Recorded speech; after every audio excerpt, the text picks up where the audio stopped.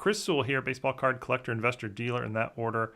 Welcome everyone. Got a PSA Reveal video here. It's a 14 card order, but this one I'm going to do a little bit more than I usually do. A lot of you sort of asked if I could break down cards and, you know, was it worth getting graded? Why did I spend the money to get it graded? Did I add enough value to sort of justify sending it off to PSA? And so I'm going to do that at the end. This was a 14 card order sent in at the economy level. That's $50 per card with a max declared value of $1,000 per card.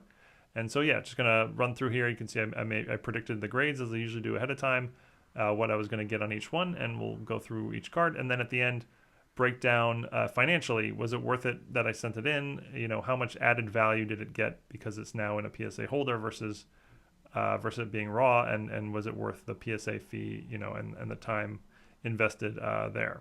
This was mostly a vintage order. You can see there were 3 modern cards, a Ronaldo, and a Tom Brady and LeBron James rookie, but the rest is all vintage, mostly baseball, so a couple of basketball and a couple of vintage boxing cards as well. And first thing to notice, or something you notice up front, is there's some cardboard there mixed into the middle of the order. That means that PSA found at least one card, you know, maybe multiples that they deemed were not original or were altered, so they wouldn't grade it. Always a bummer to see that, but we'll obviously talk about that when we get to those cards. First one is a 1948 Leaf Joe Louis. Really tough card, 48 Leaf boxing cards.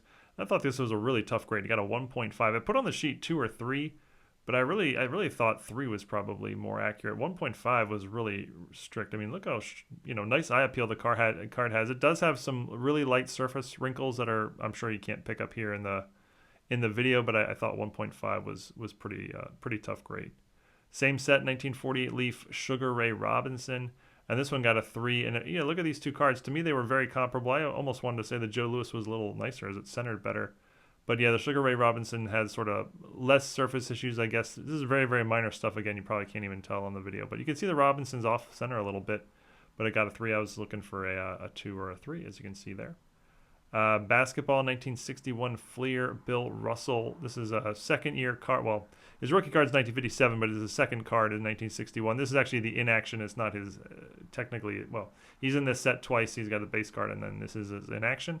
Second-year Bill Russell got a 5.5, and yeah, I was looking for a 5 or 6. So to me, that one was spot on. Nice eye appeal, centered very well for a solid mid-grade 60s card.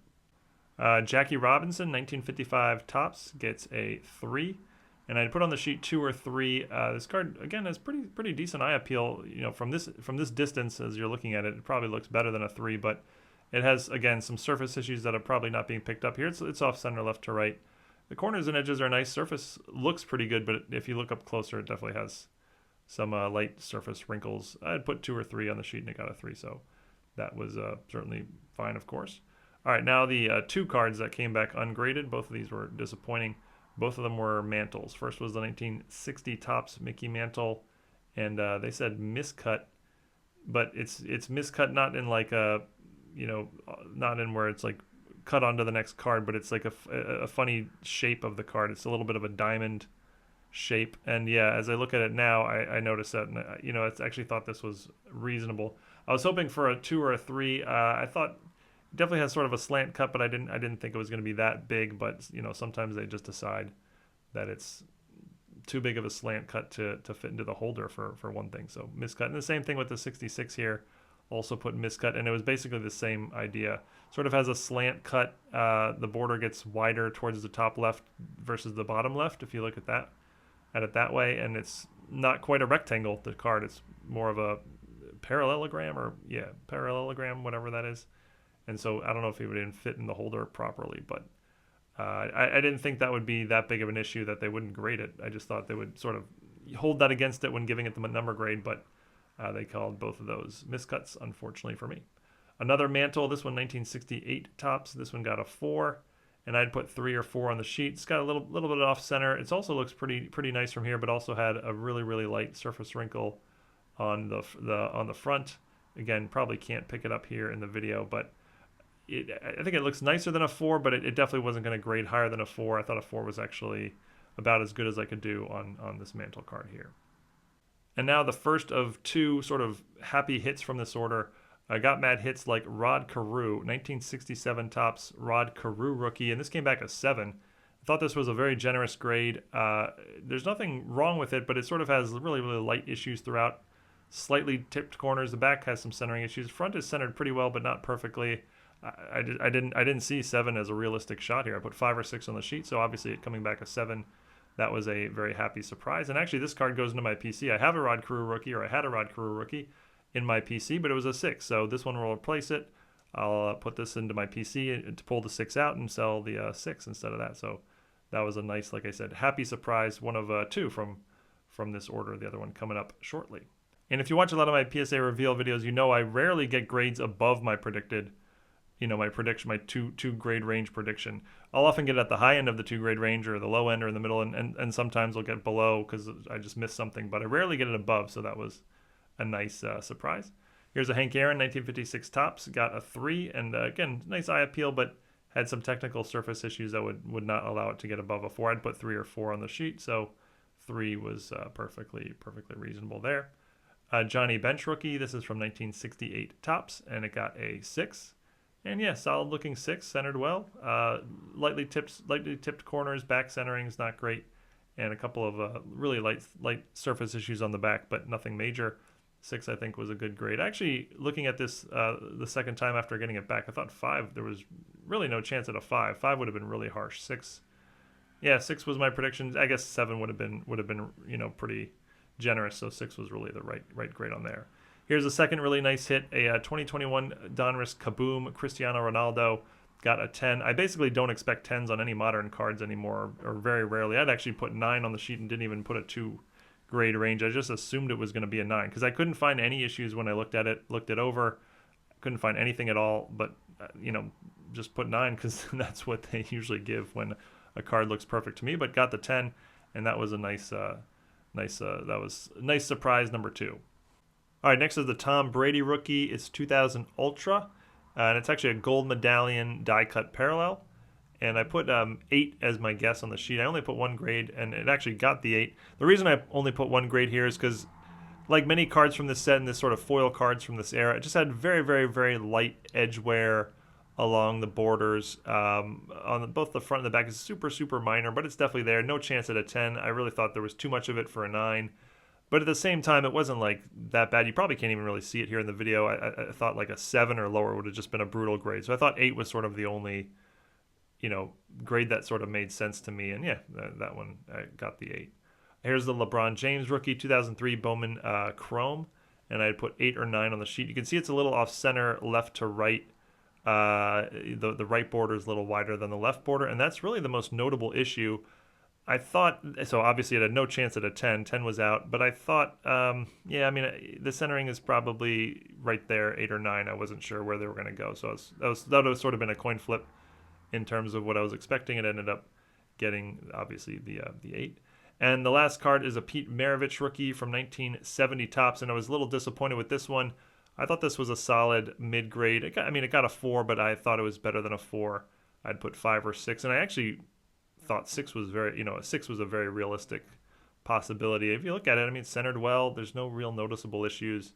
There is some light corner wear, and I think the corner wear is probably worse than you can see in the video here, and that's sort of why it got just a 4. But if you look over the sheet here in total, you can see I actually did pretty well. I got 2 grades above my prediction, and then only 2 grades below my prediction. Well, and also 2 cards that came back, not graded at all. But overall, this was what I would call a pretty good order. All right, so now I'm going to go through card by card and look at the value that was added to the card by getting it graded. And I put $55 as the PSA fee. The PSA fee was technically $50, but when you include shipping and insurance, and you do have to pay shipping and insurance both directions, it's probably closer to $55 per card. So that's just what I put here. The Joe Louis, in fair condition raw, probably goes for about $120 on eBay if it's ungraded. It was a $55 PSA fee, and now it's about a $200 card. So if you add that up, I added $25 by getting this card graded. Given that it came back much lower grade than I was expecting, I could have sent this in at a much lower service level, and obviously should have, but I was expecting a higher grade, so that's why I didn't. The Sugar Ray Robinson sells for about $250 in raw VG condition. In a PSA 3, it's about $465. So when you add all that up, about $160 was added here. The Bill Russell, about 500 bucks or so in solid mid-grade raw. In a PSA 5.5, it sells for about 750, so that's close to $200 of added value there. The Jackie Robinson, you can see there, added about 85 bucks. The mantle, obviously, well, both mantles obviously were just straight $55 losses. The card's value is the same as it was before, but I've obviously out $55 on the grading fee, both on the 60 mantle and again on the 1966 Topps mantle. And this is something about PSA that a lot of people complain about, and I think is a totally legit complaint. They charge you even if they don't decide your card is worthy of being graded. I'm basically being charged $55 here to be told my card is no good. SGC, for example, does not charge you if they deem a card is altered or fake. They don't charge you anything, and they just return the card to you as is. And I guess I wish PSA would follow suit with that. The 68 mantle, and it got a 4, and that was a small increase, 30 bucks. But so a card like this, you might say, well, is that even worth it sending in? Yeah, for me it is, and the reason is it's much harder to sell a card raw. Yeah, the raw value is $175, but it's much harder to find a buyer willing to pay the $175 versus a PSA 4. Much easier to find buyers willing to pay the $260 for a card already in the PSA 4 holder. So in addition to these added values, it also makes the cards much easier to sell overall. Rod Carew, nice value added there. About a $600 raw card in this grade. In the PSA 7 holder goes for about $1,000, so $345 in added value there. Hank Aaron added about 60 bucks or so. The Johnny Bench about $110. The Cristiano Ronaldo was the big win of the day. It goes for about $800 raw, and in a PSA 10 it goes for about $1,800. So close to $1,000 in added value. This in theory I could have been upcharged here because the max declared value was just $999. So this is way all over that limit, but they did not upcharge me for this. On the Tom Brady, minimal gain, about 45 bucks in added value. But again, much easier to sell given that it's already in the holder. Much easier to find a buyer at a PSA 5, for a PSA 8 for 500 than a raw copy for 400.